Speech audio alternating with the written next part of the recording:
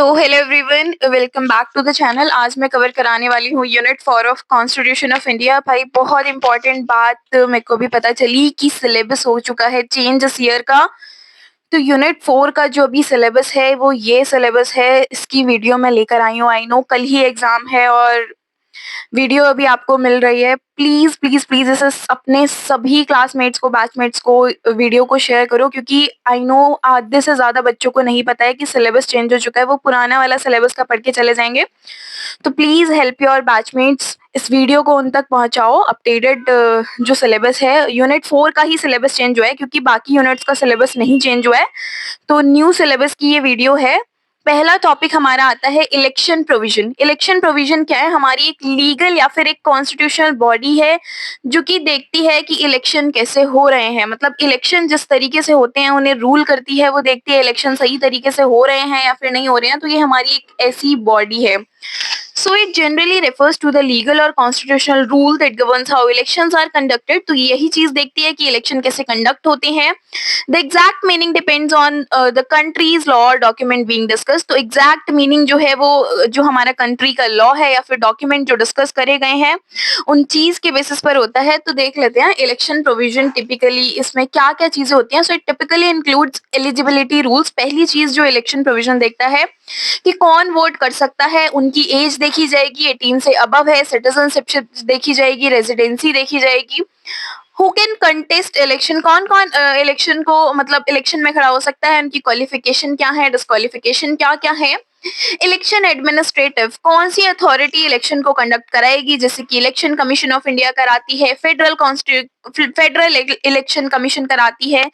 डिलिमिटेशंस of constituencies, डिलिमिटेशंस क्या क्या होंगी कॉन्स्टिट्यूएंसीज की, मतलब कि इतनी सारी पॉपुलेशन है, इस पॉपुलेशन में कितनी वोट वैलिड होंगी, कितनी वोट नहीं वैलिड होंगी। क्योंकि भाई पता चला स्टेट का जो हमारा इलेक्शन हो रहा है, स्टेट का इलेक्शन हो रहा है, पॉपुलेशन इसकी फॉर एग्जांपल 1 लाख पॉपुलेशन है, लेकिन वोट्स आ रही है 1.5 लाख। ये कहाँ से आ रही है? तो वही चीज इसमें आती है, delimitations of constituencies. Election process, nomination of candidates. तो इलेक्शन का प्रोसेस क्या होता है? पहले कैंडिडेट्स को सेलेक्ट करा जाता है, सेलेक्ट करने के बाद फिर रूल्स एंड रेगुलेशंस उस पर अप्लाई होते हैं, कौन कौन से लिमिट्स हैं। आफ्टर दैट वोटिंग्स काउंट होती हैं। पोलिंग काउंटिंग का मतलब है voting counting and declaration of result, और वोटिंग के बेसिस पर रिजल्ट डिक्लेयर होते हैं। डिस्प्यूट रेजोल्यूशन, मतलब अगर कोई इलेक्शन के टाइम पे कुछ प्रॉब्लम हो जाती है तो वो चीजें हैंडल करी जाती हैं by this committee.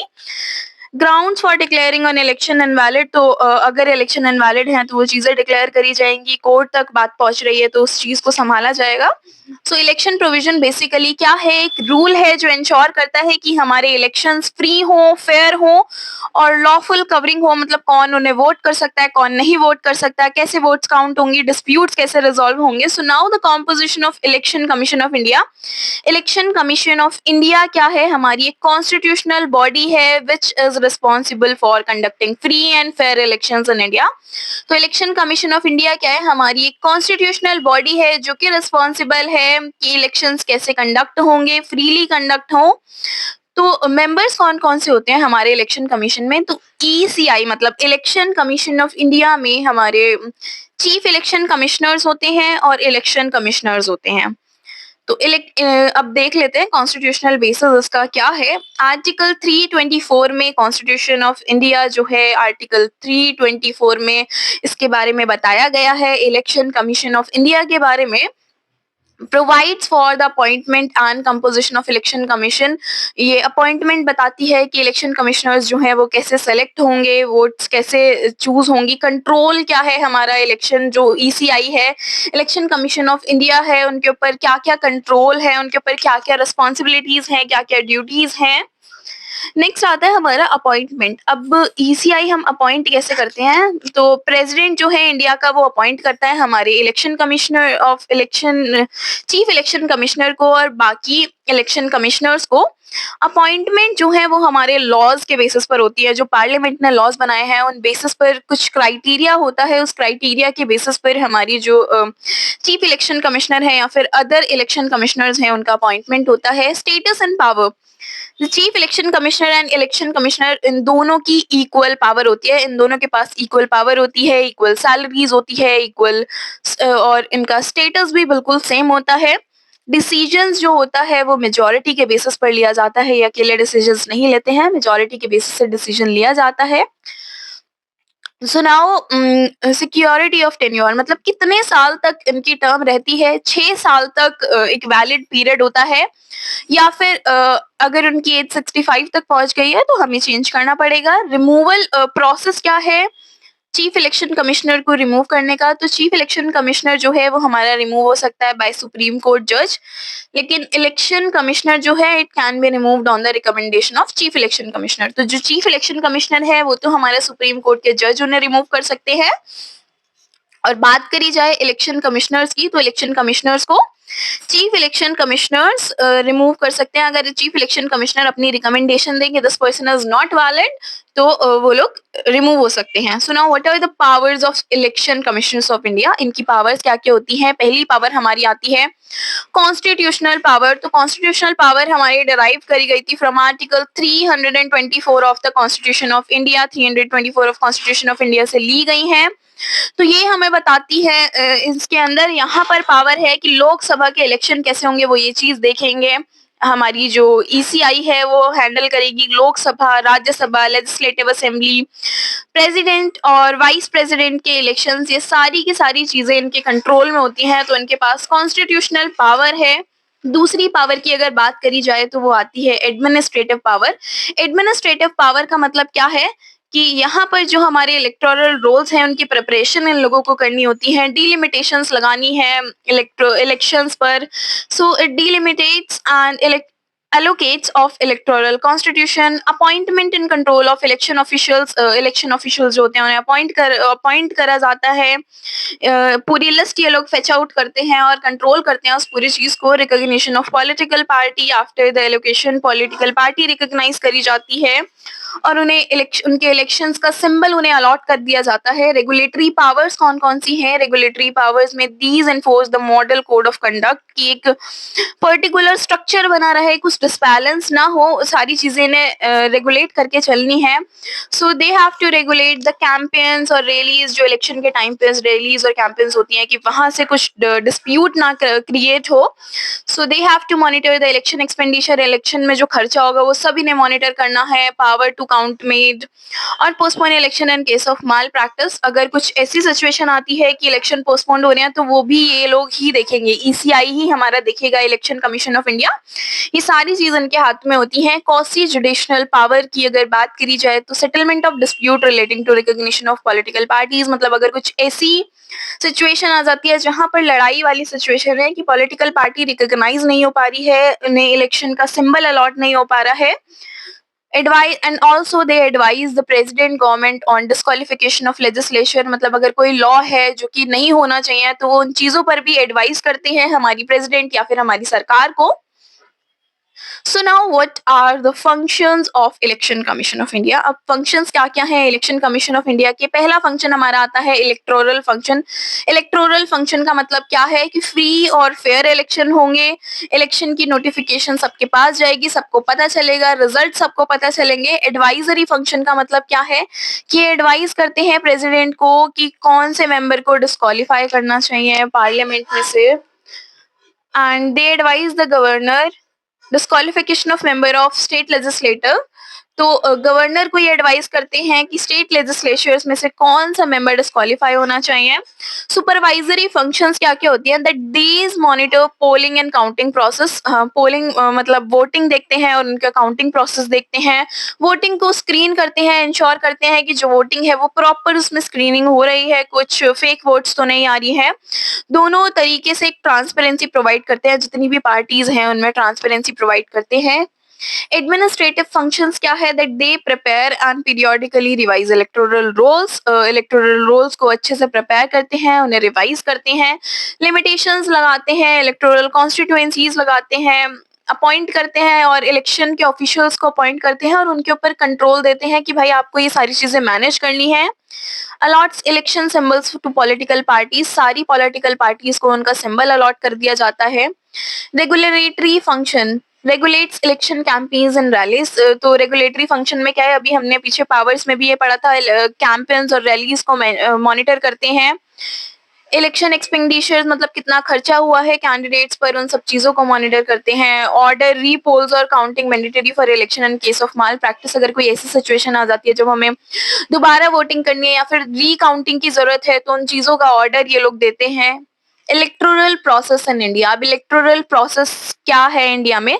डिलिमिटेशंस of constituencies. Constituencies are demarcated based on population. तो जो हमारी कॉन्स्टिट्यूएंसीज होती हैं वो पॉपुलेशन के ऊपर बेस्ड होती हैं। After that preparation of electoral rules. अब एलिजिबिलिटी देखी जाती है कि वोटर्स जो वोट कर रहे हैं आर दे एलिजिबल और not. After that election notification issued by presidents और गवर्नर। तो इलेक्शन का नोटिफिकेशन या तो प्रेसिडेंट देते हैं या फिर गवर्नमेंट देती है, गवर्नर देते हैं हमारे। जैसे ही नोटिफिकेशन चला जाएगा, नॉमिनेशंस के लिए कैंडिडेट्स जो हैं वो सबमिट करने लग जाएंगे अपनी नॉमिनेशन पेपर्स को। आफ्टर दैट नॉमिनेशन पेपर्स को एग्जामिन कर दिया जाएगा। जो जो हमारे कैंडिडेट्स होंगे, सेलेक्टेड नॉमिनेट होंगे, जिनकी पार्टीज बनेंगी, वो लोग हमारे अपनी पार्टी बनाएंगे, उनके लिए वोट कर दिया, वोटिंग सिस्टम चालू हो जाएगा जिस दिन वोट होगी। Election campaign. Political parties and candidates campaign under MCC. तो जो पॉलिटिकल पार्टीज जो जो सिलेक्टेड हुई हैं, नॉमिनेट हुई हैं फॉर द इलेक्शन, उन लोगों को कैंपेन्स करने हैं और अपने कैंडिडेट्स को, अपनी जो टीम है उस सबको बनाना है। आफ्टर दैट पोलिंग में क्या होगा, जो हम जैसे आम जनता है वो लोग वोट करेंगे, वो वोट्स काउंट होंगी। काउंट होने के बाद रिजल्ट हमारा डिक्लेयर होकर आएगा और ऑफिशियली एक पार्टी जो विनिंग पार्टी होगी वो डिक्लेयर कर दी जाएगी। So now types of emergency. अब कौन कौन सी इमरजेंसीज होती हैं? अगर पहली टाइप ऑफ इमरजेंसी की बात करी जाए तो नेशनल इमरजेंसी। आर्टिकल 352 में बताया गया है नेशनल इमरजेंसी के बारे में। तो उसके ग्राउंड्स क्या-क्या हैं, मतलब नेशनल इमरजेंसी कब-कब लगती है? जब वॉर आ जाए या फिर कोई एक्सटर्नल अफेयर है, बाहर का अफेयर है, आर्म्ड रेबेलिएशन, आर्मीज में कुछ कॉन्फ्लिक्ट अगर हो गई है, मतलब 2 कंट्रीज की आर्मीज में कुछ ज्यादा प्रॉब्लम हो गई है। प्रोसीजर क्या है? Proclaims bye the president of India. President इसे लगाते हैं। दोनों हाउस जो है इसे अप्रूव कर दें 1 महीने के अंदर, तभी नेशनल इमरजेंसी लगेगी, जब दोनों हाउस हमारे लोकसभा और राज्यसभा अप्रूव करेंगे। Require special majority. तो उसमें स्पेशल मेजॉरिटी की जरूरत पड़ती है। ड्यूरेशन क्या है? ये 6 महीने के लिए वैलिड होती है, but it can be extended indefinitely with parliamentary approval after every 6 month. तो ये कभी तक भी, कितने भी लंबे पीरियड ऑफ टाइम तक एक्सटेंड कर दी जा सकती है अगर पार्लियामेंट उस एक्सटेंड पीरियड का अप्रूवल दे दे। इसका इफेक्ट क्या है? Federal structure become unitary. जो फेडरल स्ट्रक्चर है वो यूनिटरी बन जाता है, मतलब एक यूनिटी बन जाती है। Parliament can legislate on state list. Parliament laws बना सकता है स्टेट लेवल पर। Fundamental rights under article 19 suspended. जो फंडामेंटल राइट्स हैं जो मेंशन्ड है हमारे आर्टिकल 19 में, उन्हें सस्पेंड कर दिया जाता है नेशनल इमरजेंसी के टाइम पर। President can modify distribution of revenue. President हमारे जो रेवेन्यू डिस्ट्रीब्यूशन है उसे मॉडिफाई कर सकते हैं। Centre gains control over state. जो सेंटर है उन्हें स्टेट्स के ऊपर कंट्रोल मिल जाती है, क्योंकि यहाँ पर स्टेट लेजिस्लेशन अबॉलिश्ड हो जाता है।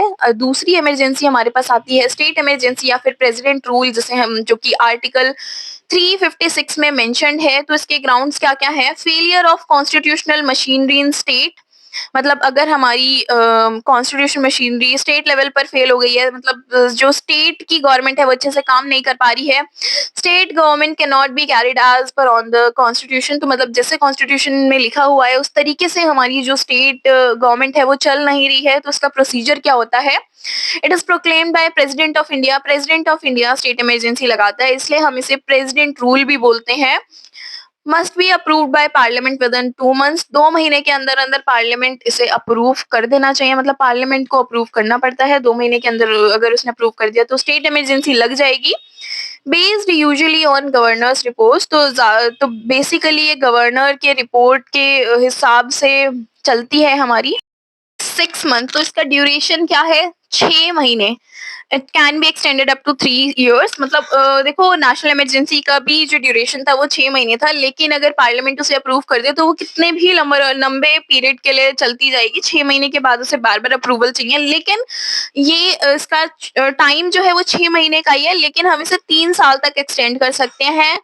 लेकिन 3 साल से ज़्यादा एक्सटेंड नहीं कर सकते हैं। 1 साल के बाद हमें नेशनल मतलब क्या-क्या चीज़ें चाहिए होंगी, 1 साल के बाद अगर हमें फर्दर एक्सटेंड करना है, तो नेशनल इमरजेंसी इन फोर्स हमें नेशनल तो वो अभी जो स्टेट इमरजेंसी है वो नेशनल इमरजेंसी बन जाएगी, मतलब नेशनल इमरजेंसी वाली हमें कंडीशंस अप्लाई करनी पड़ेंगी, उसका अप्रूवल देना पड़ेगा। Election commissioner certifies elections not possible, या तो इलेक्शन कमीशन जो है उसने सर्टिफाइड कर दिया कि इलेक्शन पॉसिबल नहीं है, तो ये ही जो चीज़ है वो कंटिन्यू रहेगी। इफेक्ट्स क्या-क्या आते हैं हमारे स्टेट इमरजेंसी के, president assumes executive powers of state, तो प्रेसिडेंट के पास पूरी पावर होती है एक स्टेट की। स्टेट लेजिस्लेटिव असेंबली जो है वो हमारी डिसॉल्व हो जाती है या फिर सस्पेंड हो जाती है। जब स्टेट इमरजेंसी की बात आती है तो जो हमारी स्टेट असेंबली है या फिर स्टेट लेजिस्लेटिव असेंबली है वो पूरी तरीके से सस्पेंड हो जाती है।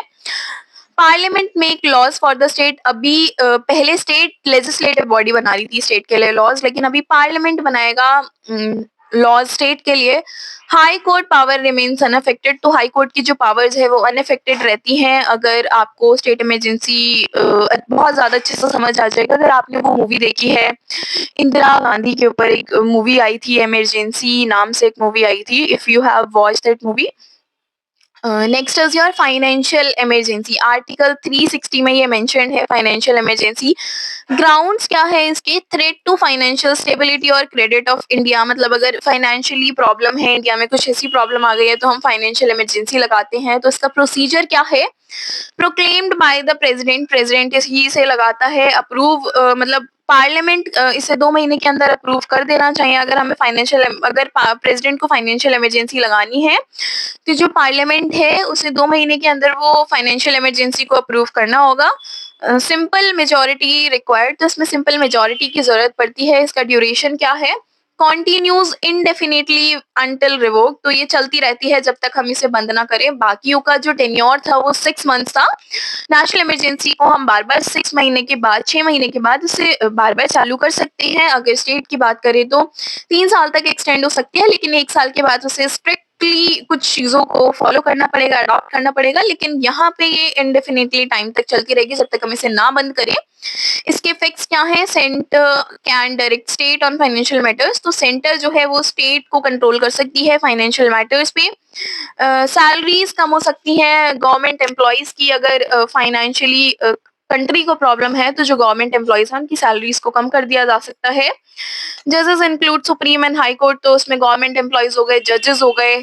State budget require presidential approval, तो स्टेट का जो बजट है उसे प्रेसिडेंट की अप्रूवल की जरूरत है। तो अगर नेशनल इमरजेंसी की बात करें तो ये आर्टिकल 352 में मेंशन्ड है।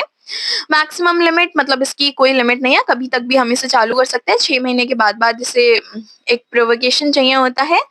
तो मेजर इम्पैक्ट क्या है, फेडरल से हम यूनिटी मेंटेन करने के लिए इसे लगाते हैं। स्टेट की बात करी जाए स्टेट इमरजेंसी की, तो आर्टिकल 356 में ये मेंशन है 3 साल की इसकी मैक्सिमम ड्यूरेशन है। स्टेट की जो ऑटोनॉमी है वो सस्पेंड कर दी जाती है। फाइनेंशियल की बात करी जाए तो आर्टिकल 360 में ये मेंशन्ड है, इसमें कोई लिमिट नहीं है, सेंटर कंट्रोल करता है पूरे फाइनेंसेस को। Amendment of constitution of India, amendment का मतलब है कि हम चेंज कर रहे हैं थोड़ा सा अपने कॉन्स्टिट्यूशन में। So it is the process of making changes to the provision of constitution by special procedure, not by ordinary law. Authority क्या है अमेंड करने की, अथॉरिटी है that power is given to the parliament of India provided under article 368, जो power है हमारी वो दी जाती है पार्लियामेंट को कि वो अमेंड कर सकते हैं कॉन्स्टिट्यूशन को। अंडर 368 बाई कॉन्स्टिट्यूशन हम अमेंड कर सकते हैं लेकिन चेंज नहीं कर सकते हैं। अमेंड का मतलब है थोड़ा सा उसमें वेरिएशन ला सकते हैं, लेकिन पूरे कॉन्स्टिट्यूशन का बेसिक स्ट्रक्चर नहीं बदल सकते हैं। एक फिर से मैं आपको रिमाइंडर दे रही हूँ कि इस वीडियो को अपने बैचमेट्स तक जरूर जरूर पहुंचाइए, क्योंकि आई नो बहुत सारे बच्चों को नहीं पता सिलेबस चेंज हो गया है यूनिट 4 का, वो पुराना सिलेबस पढ़ के चले जाएंगे।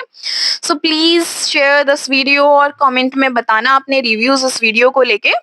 सो what are the types of amendment, कौन कौन सी टाइप्स है अमेंडमेंट की, by simple majority of parliament, it is used for matters like creation of new states और चेंज इन सैलरीज। तो पहला अमेंडमेंट होता है कि सिंपल मेजोरिटी के बेसिस पर हम अमेंडमेंट कर रहे हैं, तो ये हमारा यूज होता है जब हमें कोई सैलरीज चेंज करनी है, मतलब जो भी हमारी गवर्नमेंट एम्प्लॉयज हैं या फिर जजेस हैं उनकी सैलरीज को चेंज करना है, या फिर नई स्टेट हमें बनानी है, नई स्टेट का क्रिएशन करना है। दूसरा हमारा आता है by special majority of parliament. Special majority of parliament का मतलब है कि कम से कम 2/3 ऑफ मेंबर्स ने वोटिंग करी हो। अगला हमारा जो तरीका है अमेंडमेंट का वो है by special majority plus rectification. By special majority plus rectification of states, इसका मतलब क्या है, या 2/3 ऑफ मेंबर्स तो चाहिए ही चाहिए हमें वोटिंग में, plus at least half of the state legislative, जो स्टेट लेजिस्लेटिव है उसके भी आधे मेंबर उसे अप्रूव करेंगे, तभी हम अमेंडमेंट लगा सकते हैं।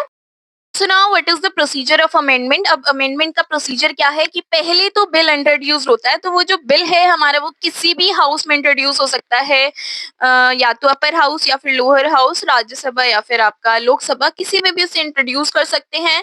कोई प्रायर परमिशन की जरूरत नहीं होती है, प्रेसिडेंट की किसी प्रायर परमिशन की जरूरत नहीं है यहाँ पर इस बिल को इंट्रोड्यूस करने के लिए। Passage in parliament, passed in parliament, तो पास्ड बाय रिक्वायर्ड मेजोरिटी, तो ये जो हमारा बिल है वो पास कर दिया जाता है पार्लियामेंट के अंदर, और यहाँ पर मेजोरिटी अगर मेजोरिटी से पास करेगी तो ही हम इसे आगे कंसेंट में ला सकते हैं। रेक्टिफिकेशन बाय स्टेट्स, अगर रेक्टिफिकेशन की जरूरत है, मतलब अगर कुछ ऐसी सिचुएशन है जिसमें हमें 50% स्टेट लेजिस्लेटिव की जरूरत है, मतलब 50% जो स्टेट के लोग हैं उसे अप्रूव करेंगे, तो हम उस कंडीशन को भी वहां पर ध्यान में देंगे। After that president assent, president को अप्रूवल देना है कि ये जो बिल है वो पास होगा या फिर नहीं, अमेंडमेंट लगेगी या फिर नहीं। अगर वो प्रेसिडेंट उसे पास कर देते हैं तो अमेंडमेंट हमारा कॉन्स्टिट्यूशन का पार्ट बन जाता है। So now what are the limitations of amendment. Amendment की लिमिटेशंस क्या है, बेसिक स्ट्रक्चर लिमिटेशंस हम बोले, बहुत ज्यादा इंपॉर्टेंट है ये। Parliament can not amend the basic structure of the constitution, तो पार्लियामेंट जो है वो बेसिक स्ट्रक्चर जो है हमारा कॉन्स्टिट्यूशन का उसे अमेंड नहीं कर सकते हैं। Even a constitutional amendment can be declared invalid if it violets this, तो मतलब अगर कॉन्स्टिट्यूशनल अमेंडमेंट बन भी गई है और उसके बाद जो बेसिक स्ट्रक्चर है हमारे कॉन्स्टिट्यूशन का वो वायलेट हो रहा है, तो वो कॉन्स्टिट्यूशन अमेंडमेंट नहीं मानी जाती है, वो इनवैलिड हो जाती है। तो कौन कौन से बेसिक स्ट्रक्चर है जो कि वायलेट नहीं होने चाहिए। पहली चीज, supremacy of constitution, rules of law, judicial review, federalism, secularism, separation of power, free and fair election, independence of judiciary, तो ये जो बेसिक स्ट्रक्चर्स हैं ये हमारे खराब नहीं होने चाहिए। ठीक है। So now procedural limitations, parliament must strictly follow the procedure, तो जो प्रोसीजरल लिमिटेशंस है, मतलब जो कॉन्स्टिट्यूशन में बताया गया है, आर्टिकल 368 में लिखा गया है कि भाई अगर अमेंडमेंट लगेगा तो ये प्रोसीजर आपको फॉलो करना है, तो वो प्रोसीजर स्ट्रिक्टली फॉलो होना चाहिए। If required majority is achieved, तो मतलब जो मेजोरिटी उस कंडीशन पे, उस अमेंडमेंट पे चाहिए, अगर वो मेजोरिटी अचीव्ड हुई है तो हमारी ये जो अमेंडमेंट है वो वैलिड होगी। स्टेट रेक्टिफिकेशन अगर नहीं ऑब्टेन्ड हुआ या फिर मेजोरिटी ऑब्टेन नहीं हुई तो हमारी जो अमेंडमेंट है वो इनवैलिड हो जाएगी, अमेंडमेंट मानी ही नहीं जाएगी कि हमारी अमेंडमेंट लगी है। नेक्स्ट आता है हमारा फेडरल लिमिटेशन। फेडरल लिमिटेशंस का मतलब क्या है, provision affecting federal structure requires rectification by at least half of the state, तो अगर कोई फेडरल स्ट्रक्चर खराब हो रहा है तो कम से कम उसमें हाफ ऑफ द स्टेट की हमें रेक्टिफिकेशन की जरूरत होगी, पार्लियामेंट खुद से उसे अमेंड नहीं कर सकता। Judicial review limitations, constitution amends are suspected to subject to judicial review, तो कॉन्स्टिट्यूशनल अमेंड जो है वो अगर जुडिशियल रिव्यूज के अगेंस्ट जा रहे हैं तो वो इनवैलिड होंगे। Court can examine whether the amendment violate basic structure, proper procedures were followed, तो कोर्ट हमें बताता है कि जो अमेंडमेंट है वो बेसिक स्ट्रक्चर को वायलेट तो नहीं कर रहा है, प्रोसीजर सही से फॉलो हुआ है या फिर नहीं हुआ है।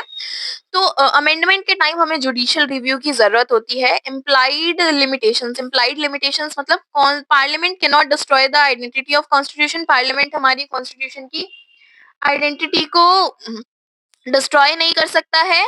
कन्वर्ट डेमोक्रेसी इनटू अथॉरिज्म, तो हमारी जो डेमोक्रेसी है उसे अथॉरिज्म में कन्वर्ट करना होता है, पार्लियामेंट उसे नहीं कन्वर्ट कर सकता।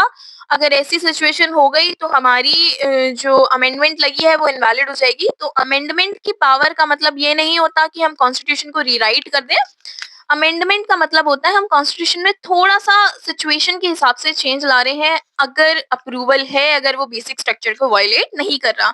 So by this, I have completed this unit. For the notes, you can check the description. Link is provided there. And again, I'm saying, भाई कल एग्जाम है, please help your classmates to reach out, ताकि ये video उन लोगों तक पहुंचे